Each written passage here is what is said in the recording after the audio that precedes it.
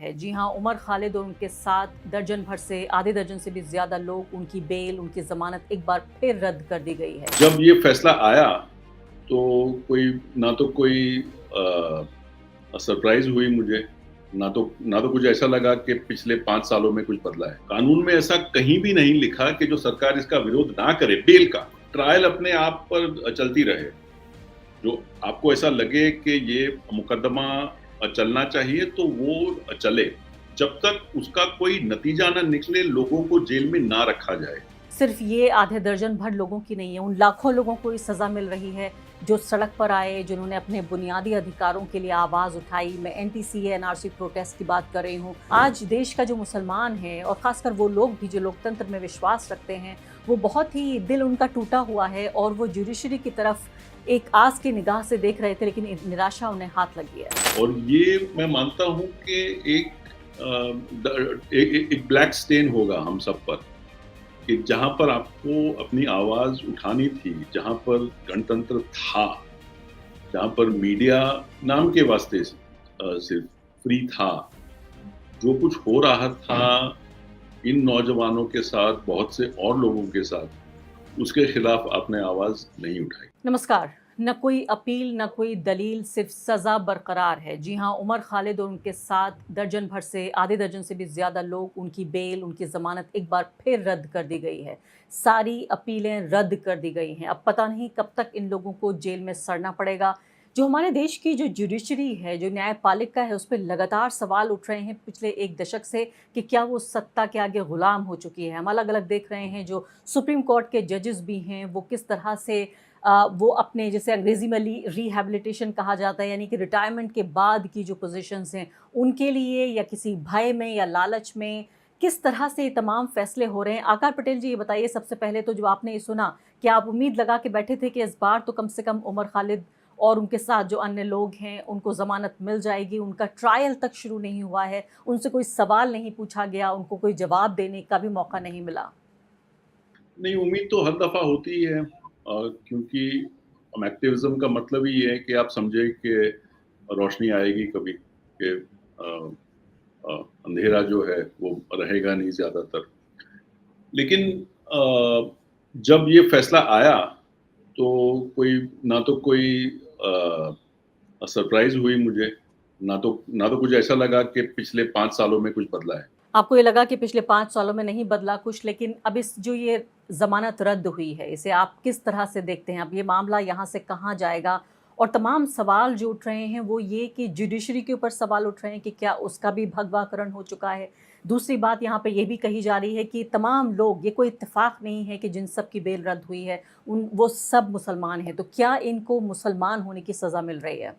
बिल्कुल, 2 2 चीज़ें हैं इसमें। एक तो ये कि यूएपीए का जो कानून है वो बहुत ही हार्श है, वो ठीक है कि आपको बेल मिलना इसमें मुश्किल है। लेकिन एक स्पेसिफिक चीज़ है यहाँ पर, बेल क्यों नहीं दिया जाता?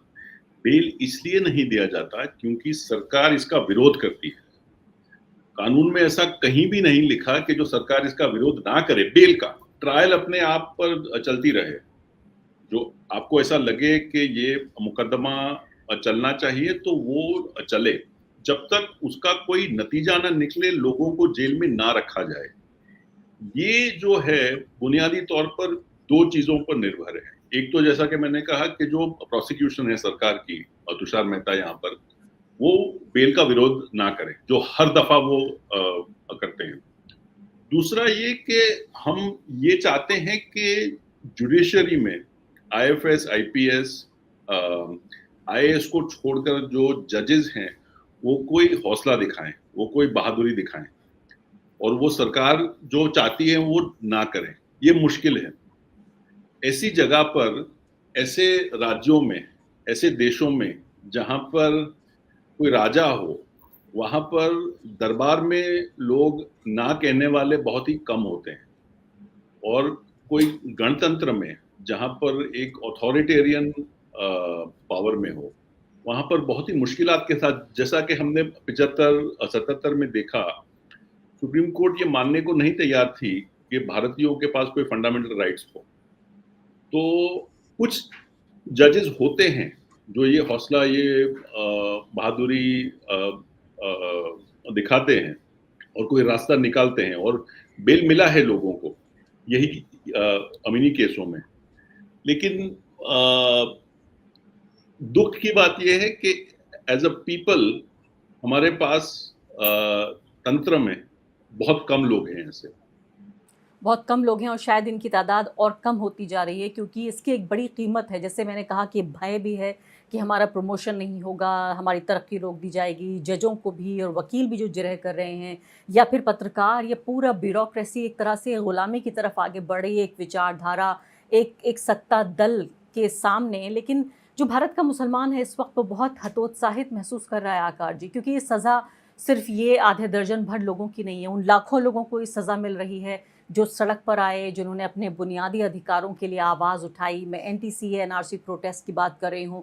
सबसे कमज़ोर सामाजिक समुदाय भारत का मुस्लिम औरत वो निकल कर आई लाखों की तादाद में, और इन्हीं लोगों को उदाहरण बना के इन्हें जेल में सड़ाया जा रहा है कि तुम्हारी यही नियति है। आज देश का जो मुसलमान है, और ख़ासकर वो लोग भी जो लोकतंत्र में विश्वास रखते हैं, वो बहुत ही दिल उनका टूटा हुआ है, और वो जुडिशरी की तरफ एक आस की निगाह से देख रहे थे, लेकिन निराशा उन्हें हाथ लगी है। जब इस दशक की, इस अरसे की तारीख जब लिखी जाएगी, तो हमारे भगत सिंह, हमारे गांधी, हमारे आज़ाद, हमारे नेहरू ज़्यादातर मुसलमान ही होंगे। ये मुसलमान औरतें और मुसलमान नौजवान हैं जिन्होंने सबसे ज़्यादा गणतंत्र में ऑथोरिटेरियनिज्म के खिलाफ आवाज़ उठाया बहादुरी से, और उसकी सज़ा भुगती और भुगत रहे हैं। बिल्कुल ही साफ बात है कि जो मेजॉरिटी है उनमें से उतने लोग आगे आकर नहीं बोल पाए या नहीं बोलना चाहते कि जो इस देश के साथ हो रहा है वो ठीक नहीं है। और ये मैं मानता हूं कि एक ब्लैक स्टेन होगा हम सब पर, कि जहां पर आपको अपनी आवाज उठानी थी, जहां पर गणतंत्र था, जहां पर मीडिया नाम के वास्ते सिर्फ फ्री था, जो कुछ हो रहा था इन नौजवानों के साथ, बहुत से और लोगों के साथ, उसके खिलाफ आपने आवाज नहीं उठाई। अब देखें आपको तो दुनिया के बहुत से देशों में जहां पर मीडिया फ्री है, वहां पर आप रिपोर्टिंग देखें भारत का, उसमें एक हद तक ये बात दोहराई जाती है कि एक ही तबक्के के पीछे ये सरकार पड़ी है, और जो सबसे भारी जो नुकसान पहुंचा है वो इन्हीं लोगों पर है, और अक़लियतों पर, खास तौर पे मुसलमान। जी हाँ। आपको तो हैरानी नहीं होगी, हम देख रहे हैं सोशल मीडिया पर सेलिब्रेशन हो रहा है, जश्न मनाया जा रहा है कि इन आतंकवादियों को यही सज़ा मिलनी चाहिए। यहाँ तक की बातें लिखी जा रही हैं कि इनको जेल में भी सड़ाने की ज़रूरत नहीं है, इनको तो पॉइंट ब्लैंक पे गोली मार देनी चाहिए। टैक्स पेयर का पैसा क्यों खर्च किया जा रहा है? यानी एक तबके में एक तरह की नफ़रत, एक समुदाय के ख़िलाफ़, और कुछ चेहरों को एक दुश्मनों का चेहरा, एक राष्ट्र विरोधी चेहरा बताने की कोशिश हुई है। ऐसे में आप क्या कहना चाहते हैं इस देश के मुसलमानों से? वो सब्र रखें, वो हिम्मत रखें? 11 साल गुज़र चुके हैं यही ज़्यादती सहते-सहते। और मेरी कोई स्टैंडिंग नहीं कि मैं उन लोगों से कुछ कहूँ जिन्होंने ये भुगता है, जो लोग आगे खड़े हैं, मुझसे ज़्यादा जानते हैं। लेकिन मैं ये एक बात ज़रूर कहूँगा अपने लोगों से, कि हम लोगों को शर्म आनी है कुछ सालों में, क्योंकि इसका अंत होगा।